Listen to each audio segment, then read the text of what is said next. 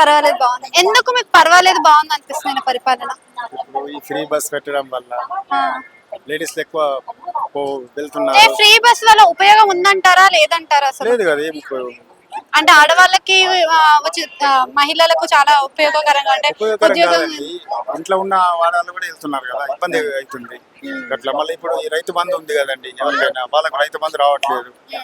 చాలా problems create అవుతున్నాయి అట్లా. దాని గురించి చాలా ఇబ్బంది పడుతుంది ఇప్పుడు అంటే మహిళలు కేసీఆర్ పదేళ్ల పరిపాలన చూసారు కదా, కేసీఆర్ పదేళ్ల పరిపాలన మళ్ళీ రేవంత్ రెడ్డి సంవత్సరం పరిపాలన, ఎవరిది మీకు తేడాలు గమనించే ఉంటారు కదా, ఏం తేడాలు గమనించారు వాళ్ళిద్దరు?